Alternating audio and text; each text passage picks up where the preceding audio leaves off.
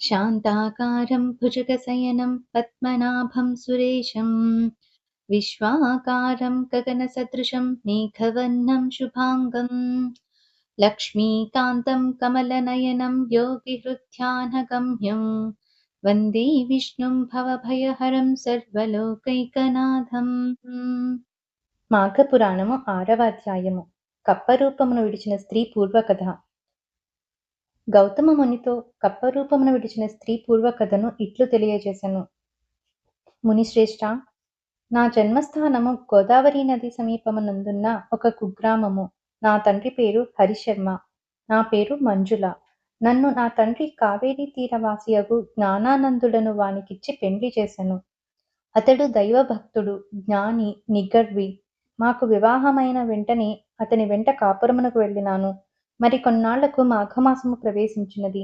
ఒకనాడు నా భర్త, సఖి, మాఘమాసము ప్రవేశించినది. ఈ నెల చాలా పవిత్రమైనది.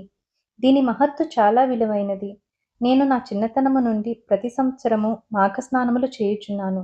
నీవు నా భార్యవు కావున నీవును ఈ మాఘమాసమంతయు ఈ కావేరీ నదిలో స్నానమాచరింపుము. ప్రతిదినము ప్రాతకాలమున నిద్రలేచి కాలకృత్యములు తీర్చుకుని సమయమునకు తెల్లవారి సూర్యోదయమగును. సూర్యుడు ఉదయించిన వెంటనే నదికి పోయి నదిలో స్నానము చేయుదుము. ప్రభాత సూర్యునికి నమస్కరించిన తరువాత నది ఒడ్డున విష్ణువు యొక్క చిత్రపటమును పెట్టి పువ్వులతోనూ మంచిగంధము, అగరు, ధూప దీపములతోనూ పూజించి స్వామికి ఖండశర్కర పటికి బెల్లము నైవేద్యమిచ్చి నమస్కరింతుము. తరువాత తులసి తీర్థము లోనికి పుచ్చుకొందుము. మన కుటీరమునకు వచ్చి మాఘపురాణమును రోజుకొక అధ్యాయము చొప్పున పఠింతుము.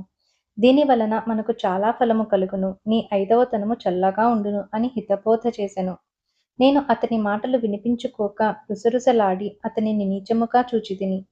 నా భర్త చాలా శాంత స్వరూపుడు. అయినను నేను హద్దు మీరి మాటలాడుటచే అతనికి కోపము వచ్చి, ఓసి మూర్ఖురాలా, నా ఇంటికి వచ్చి నా వంశమును ఉద్ధరిస్తావనుకున్నాను. ఇంత దైవద్వేషినివని నాకు తెలియదు. నీవిక నాతో ఉండదగవు. మాఘమాస వ్రతము నీకింత నీచముగా కనిపించినదా? అదియే నీ పాపమునకు నిన్ను శిక్షించును. కాని మగని మాటకు మారాడిన ఫలితముగా కృష్ణానదీ తీరమందున్న రావి చెట్టు త్వరలో మండూకమువై పడియుందువు కాక అని నన్ను శపించెను. వారి సింహగర్జనకు వణికిపోతిని. హరిశాపమునకు భయపడిపోతిని. వారి రౌద్రాకారమును చూడలేకపోతిని. నాకు జ్ఞానోదయము కలిగినది. నా తప్పు నేను తెలుసుకున్నాను. అయ్యో, ఎంతటి మూర్ఖత్వముగా ప్రవర్తించితిని అని పశ్చాత్తాపము కలిగినది.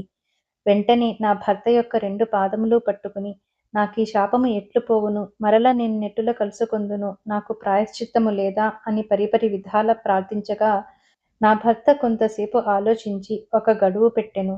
అది ఏమనగా, గౌతమ మహర్షి గోదావరి తీరమందున్న తన ఆశ్రమము నుండి ఉత్తర దేశ యాత్రలు చేయుటకు బయలుదేరి తిరిగి మాఘశుద్ధ దశమి నాటికి కృష్ణానదీ స్నానము చేయుటకు వచ్చెదరు. అలాంటి సమయంలో నీవు వారిని దర్శించిన ఎడల ఆ మహర్షి ప్రభావము వలన నీకు నిజరూపము కలుగును అని చెప్పుచుండగానే నేను కప్పరూపమును దాల్చితిని. నా భర్త కూడా నా మూర్ఖత్వమునకు విచారించెను. నేను కప్పరూపముతో గెంతుకుంటూ కొన్ని దినాలకు కృష్ణానదీ తీరాననున్న ఈ రావి చెట్టు తొర్రలో నివాసమేర్పరచుకుని జీవించుచు మీ రాక కోసం ఎదురు చూస్తూ ఉంటిని. ఇది జరిగి ఎంతకాలమైనదో నాకు తెలియదు అని తన వృత్తాంతమును గౌతమునకు తెలియచేసెను. అమ్మాయి, భయపడకుము. నీకీ శాపము కలిగి 1000 ఏండ్లు పైగా అయినది. ఇంతకాలము నీవు అనేక కష్టములు పడి జీవించినావు. నీ భర్తయును ఏకాంతముగా చాలా కాలము జీవించి హరినామ సంకీర్తనలు చేయుచు మృత్యుడయ్యెను. అతడిప్పుడు వైకుంఠములో ఉన్నాడు. నీవు నీ పతి మాటలు విననందున ఎంత కష్టపడినావో తెలిసినది కదా. మాఘమాస ప్రభావము అసామాన్యమైనది. సకల సౌభాగ్యములు, పుత్రసంతతి, ఆరోగ్యము కలుగుటయే కాక మోక్ష సాధనము కూడా. నీకీ మాఘమాస వ్రతము మించిన మరి ఒక వ్రతము లేదు. విష్ణుమూర్తికి ప్రీతి అయినది ఈ వ్రతము. నీ భర్త దూరదృష్టి గల జ్ఞాని. అతని గుణగణాలకు అందరూ సంతసించిడివారు. నిన్ను పెండ్లి ఆడిన తరువాత తన వంశాభివృద్ధి చేసుకొనవలెననడి ఆశతో నుండెడివాడు. కాని నీ వలన అతని ఆశలన్నీ నిరాశలైపోయినవి. నీ మూర్ఖత్వము వలన నీ భర్తకు కోపము కలిగి నిన్ను శపించవలసి వచ్చెను. నిన్ను నీళ్లలో స్నానము చేయమన్నాడు. నీవు చేయనన్నావు. అందువలన నీకు నీరు దొరకకుండా చెట్టు త్వరలో జీవించుమని శపించాడు. ఈ దినమున దైవ నిర్ణయముచే నీవు నా సమక్షంలో పడినందున నీ భర్త శాపము ప్రకారము మరల నీ నిజరూపమును పొందగలిగావు. అందున ఇది మాఘమాసము కృష్ణానదీ తీరము కాన మాఘమాస వ్రత సమయము నీకన్ని విధముల అనుకూలమైన రోజు. అందుచే నీవు వెంటనే శుచివై రమ్ము. స్త్రీలు కాని పురుషులు కాని ఈ సమయములో ప్రాతఃకాలమున స్నానము చేసిన ఎడల విష్ణు సాన్నిధ్యమును పొందుదురు. ఎవరైనా తెలిసి కాని తెలియక కాని మాఘశుద్ధ సప్తమి, దశమి, పౌర్ణమిలి అందును పాడ్యమి రోజునను నదీ స్నానమాచరించిన ఎడల వారి పాపములు నశించును. మాఘశుద్ధ పాడ్యమి నాడును అటులనే దశమి, ఏకాదశి, ద్వాదశి దినములలోనూ స్నానము చేసి శ్రీమన్నారాయణుని పూజించి పురాణ కాలక్షేపము చేసిన ఎడల శ్రీహరి సంతోషించి మనోవాంఛలు సిద్ధించినట్ల వరమిచ్చును.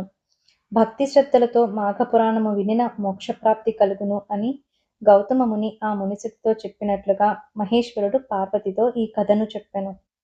మాఘపురాణం 6వ అధ్యాయం సమాప్తం. సర్వే జనా సుఖినో భవంతు. ఓం నమ శివాయ. జై శ్రీమన్నారాయణ.